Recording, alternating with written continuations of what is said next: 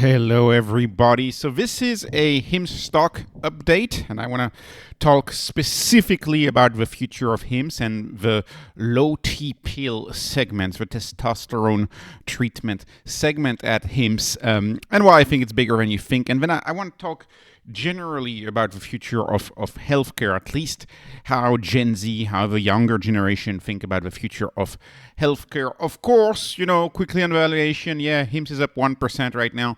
It is way too cheap in my view, but we're not going to talk about numbers today. We're just going to talk about the launch that they announced yesterday, which is a enclomiphene-based compounded treatment, a custom compounded treatment which would have supplements, enclomicin and tadalafil being, of course, an ED drug. And I think this is a big deal. This is a very big deal, and HIMSS thinks it's a big deal, by the way, because it's on the front page, Boost Testosterone, it's on the front page of HIMSS. But also, this is taking yet another step towards full customization, full customization. We know, for example, HIMSS has a ED plus heart health segment for people who have both ED and heart health, single pill. Now they have a ED and testosterone boost segment for people who have both issues. And I think the future is really one pill that treats multiple conditions in a single, customer-centric pill that is easy to take, that is easy to remember to take, and that also makes the customer feel good because it uses all of the modern tactics of product design, website design, UI, UX. It doesn't make you feel sick. It doesn't make you feel like you need a treatment. It makes the treatment look like almost a luxury product, but at an affordable price. It makes it natural to get treated. HIMSS removes the hurdles, removes the stigma associated with getting a pill and getting a treatment. And I think this is one of the fundamental changes that we're seeing in the world, is that taking pills used to be seen as negative. It used to be seen as you're unhealthy. And I think in the future, in the coming years, maybe in the coming decade, I think taking pills will be associated as I'm being proactive about my health. I'm becoming a superhuman, right? I'm becoming a super healthy individual, right? And maybe social media has a role to play with this, etc. But I'm being proactive by myself. I'm being a pro or a novo human type of way, right? Pills enhance you, and I think this is a big deal, and I think this is why a lot of people are turning to HIMSS. People who in the past, in the 90s, in the 80s, would have accepted health issues, just don't stand for it and don't accept it anymore. Another innovation about enclomiphene, and I think a lot of critics will be happy about that, because HRT and TRT actually have a lot of critic. Why do they have a lot of critic? Because it's a synthetic, man-made, no pun intended, it's a synthetic or a man-made hormone, right, that could raise your testosterone level. But the problem with that is that it has issues for reproductive health, and there's other issues associated with taking a synthetic hormones. Remember, the body has peptides. The body has hormones. Hormones are, another signaling function within the body. And enclomiphene works differently in that it doesn't bring in synthetic man-made hormones into your body. It simply instructs your body to create more of its own hormones. So it turns on your hormone creating engine.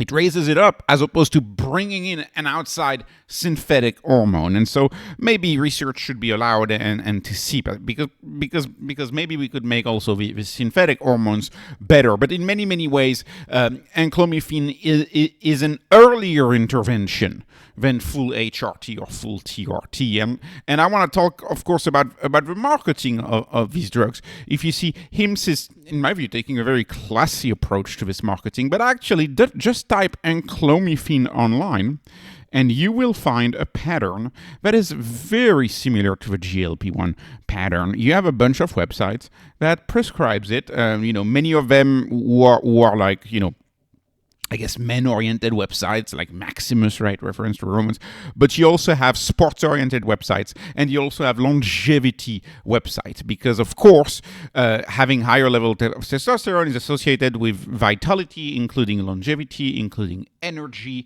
There's a bunch of things associated with it, and I think we are seeing a general trend where people correcting minor flaws that used to be acceptable in the 90s and the 2000s, people don't find these minor flaws acceptable anymore, and people want to treat these minor flaws anymore. They want to treat them. So low T. So if you remember the early days of the channel, like 3 years ago when I started covering HIMSS, I used to talk about low T back then. Low T was already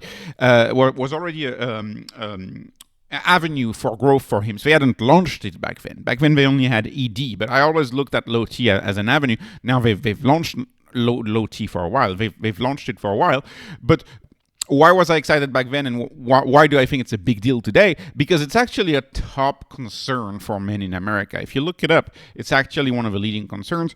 If you try to go look at, high performance circles, look in working out circles, it's actually a top concern.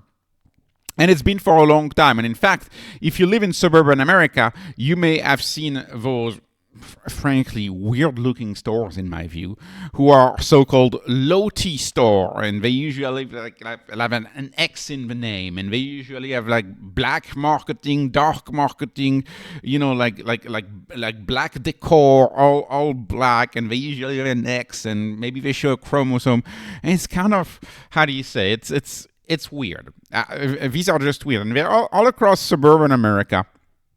And I would argue HIMSS is taking a much more customer-centric approach to actually getting this business going and making this business legitimate. I think HIMSS is making this business much more approachable to a lot of men who actually wouldn't really want to be seen in the town walking into one of these, Andro X whatever store that they're called. So that's one aspect, and it goes back to the initial story of HIMSS, which is to remove the stigma associated with getting treatment of any kind. Remove that stigma, and of course, traditional mom and pop doctor's office naturally have that stigma, because naturally, when you think you're going to a doctor, you think you have a problem. That's natural, right?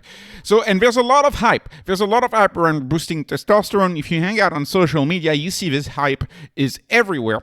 And this leads me to believe, actually, that testosterone is bigger than ED. And ED itself was a very big blockbuster drug, right? Like the blue pills, they were the blockbuster drug of the 90s, early 2000s, right? I think this is actually pretty much bigger. And of course, if you go on the HIMSS main websites, so you have obviously the weight loss category. HIMSS is working really hard on weight loss and making it a cornerstone in the business right now. That's what they're focusing on right now. You may know back in the day, they were focusing on ED, then they focused on hair. Interesting that they don't have anxiety. I didn't do that, but I'm sure I'm not sure. But if you went to the HERS website, I'm sure anxiety would be put forward a little higher. But anxiety is another big deal, right? SSRI are another big deal. You can see here's what they focus on HIMSS: testosterone. Testosterone is one of the leading treatments that they are offering, and a health check. And so, my point is here: how do you cross-sell a service? How does cross-selling work here for testosterone?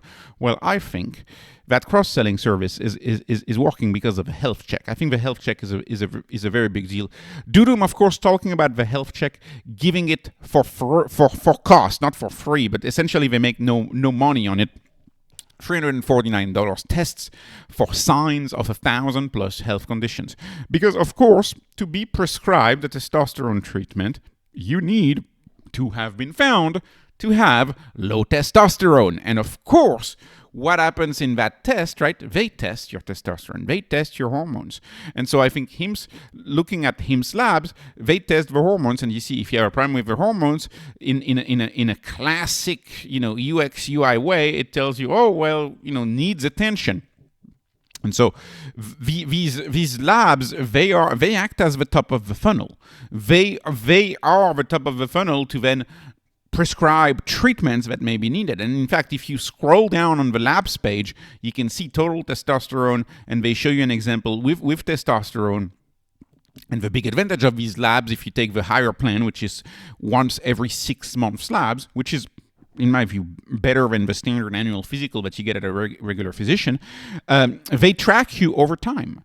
Right, they track you over time on all of these different metrics and different signs, and of course, you put an AI on top of that, and the AI tracking you over time does, simple regression type prediction, and they say, hey, well, be careful. In a few years from now, you may have this issue, you may have that issue. Oh, you might want to be proactive about this. You might want to be proactive about that. And if you scroll down the lab's website, they actually recommend things like exercise. They recommend things like smoking cessation. They recommend things like eating more fruit and vegetables. And they recommend, of course, as well, their treatments. They recommend their treatments in addition to things that are, exogenous to them, to things that are not their treatments. So to me, this is a very, very powerful system. This is setting up right there to having an AI doctor in your pocket. AI doctor in your pocket built on top of labs. And you also have questionnaires still. Remember, these websites are these companies like HIMSS are very questionnaires driven. So just from the questionnaires, you could steer folks towards getting their labs done just because of the way they answer the questionnaires. And of course, the goal of these systems is to make people as healthy as they can. And I think there is a fundamental shift between how traditional health views being healthy compared to how younger folks view being healthy. Younger folks are all about health hack, life hack, peak health, achieving peak health. I guess to use, I could make up a Gen Z term. I don't know if it exists, but health max with 2x, healthmaxxing. They want a health max. And I recommend this. I really recommend this. HIMSS House, the interview of Mansi Hukmani. Great interview. Oh, it is amazing to get into the mind of younger folks. Absolutely amazing. I recommend this interview. This next generation thinks different, and I think they also think smart for a lot of things. They are very much on top of things. And the question is, why are people trying to quote unquote health max, or why are they trying to be so healthy? Well, she compared this very much. They both compared it to the early days of crypto. It all starts with a distrust of a lot of medical institutions, which I started like in the past 5 years or something like that, and it's very similar to the early days of crypto. Talking about peptides, of course, peptides in many ways are very similar to the early days of crypto, but for health. And I find that take very, very, very interesting.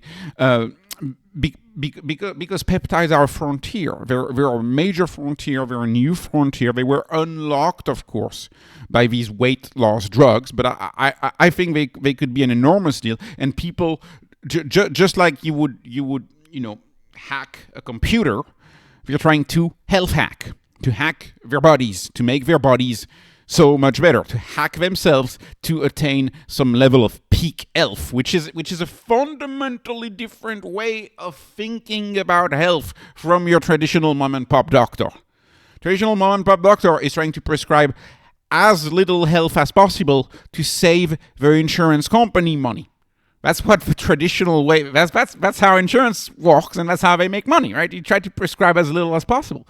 Entirely different, this new system of health, of these people who are trying to achieve peak health, always better, always higher performance. And so this is a narrative, this is a corollary narrative. I'll just use this narrative. So you could eat clean, eat well, and you could expend a lot of effort at the gym. And that could take you 3 hours a day, and how many hours of willpower? That's a big question, right? And some young folks are saying, or you could just take Reta, right? That's what they're saying. Now, like, of course, if you weren't there in the crypto in the early days, and of course today, if you're still conventional, like I think most of us are, red flag, right? It's like it's not even FDA approved yet. It's not FDA approved yet, but we have to realize that if you look at the growing distrust of institution, a lot of people don't wait for FDA approval, and so that's why you see this trend, for research use only all over online taking over is because you can explain it by looking at it through the lens of the early days of crypto. It's because the early days of crypto, there was a major distrust in banks, right? And that's why crypto was started in 2008. That's why Bitcoin came in 2008. Today, a lot of young people have a lot of distrust in medical institutions. And that can explain a lot of the health hack situation, a lot of the peptide parties, peptides culture, a lot of the modern day takes that you may see on social media can be explained by this distrust in medical institution. And of course, retatrutide is going to be the very big deal, which I firmly believe Hims will distribute retatrutide, because now Hims has a partnership with Lilly, right? Hims sells Lilly's product. How could Hims be only $27 right now as I look at my screen? How could it be $27 when we sell Lilly's stuff? And when retatrutide is probably going to come early 2027, and we're going to be selling retatrutide. And of course, retatrutide is taking the internet by storm, that people don't even talk about tirzepatide, right? And apparently, after retatrutide, you have a GLP-5 coming that could be even greater, which lead people to joke online like, is there gonna be any fat left in the human body? Like, is your human body gonna have are you still gonna have any fat in your body? Like, anyways, it's funny to me, right? And I fundamentally believe in doing things by the book, and I fundamentally believe that Hims does things by the book. But just like Bitcoin is now legitimate, and it didn't used to be legitimate, it used to be criticized, peptides are on their way to becoming legitimate. First wave is going to be in July, right? With the FDA and the RFK changes about peptides. And then there's another wave in February 2027. So this is very similar to Bitcoin in 2014, Bitcoin in 2015, when the IRS said, oh, okay, we treat it like this, it's considered property, it's considered this. The institutions are starting to recognize this trend, and I think it's going to be an enormous deal for Hims. Enormous deal for Hims. Why? Because they have the manufacturing facility of CS Bio, which they purchased. And of course, I see similar trends in other areas of health, not just peptides, but in other areas of health. For example, because I invest in Hims, I've spent a lot of time studying ED, and I've seen a lot of folks, a lot of quote unquote manfluencers who even recommend healthy people take ED drugs, for example. And well, I don't want to say they recommend it. They don't recommend it, but they say things that make me believe that they actually say, hey, healthy people might want to think about it. Anyways, this is not health advice on this channel. This is not investment advice. There's no advice whatsoever on this channel. I recommend you do everything by the book. Everything by the book. Consult a medical professional. But I do see a future where I think health is going to move into the 21st century. I think we're going to see enormous advancements when it comes to health. And I'll conclude with this, which is a thought I've said multiple times in the channel.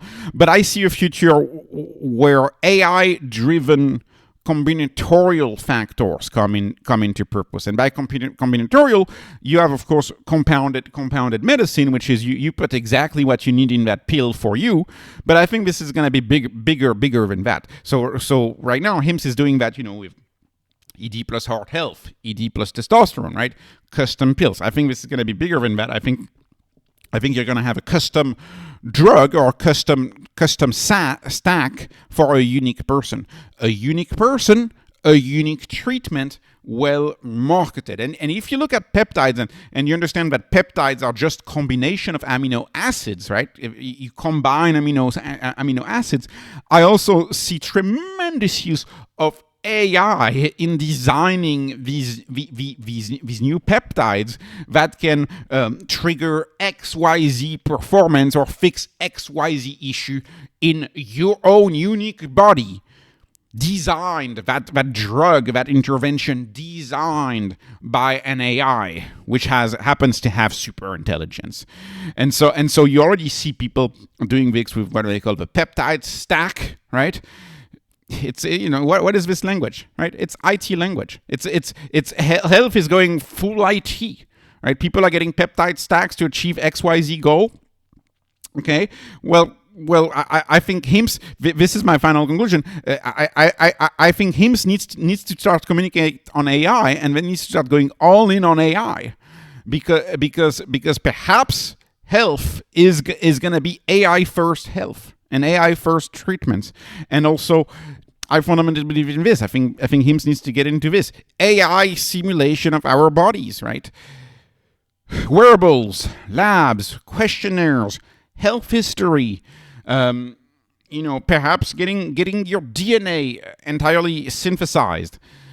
Everything, all of this data put together into an AI simulation of you, right? Kind of like Palantir does with a company, but Palantir applied to your own unique body, trying to unlock longevity, trying to unlock maximal health, trying to unlock whatever you want to achieve. Some people want to unlock maximum beauty. Some people want to unlock maximum muscles. Some people want to unlock I don't know, maximum brain performance. But this connection, I see this connection very clearly headed in that direction, where we have a combinatorial future, AI-driven health. It's and HIMSS, in my view, they need to start communicating on this. This is a pretty big deal. So I recommend this interview quite a bit. There's a lot of bright young people out there, and I recommend it. And I think HIMSS, this is a step in the right direction. Another custom treatment. This is a big deal. Anyways, this was not investment advice. This is not financial advice. This is not health advice. This is not peptide advice. This is not social media advice. There is no advice, no legal advice, no advice whatsoever. This is only entertainment. I'm an entertainer. I only entertain. Please subscribe, follow me on Patreon, follow me on X. Thank you for watching, and have a wonderful, wonderful day.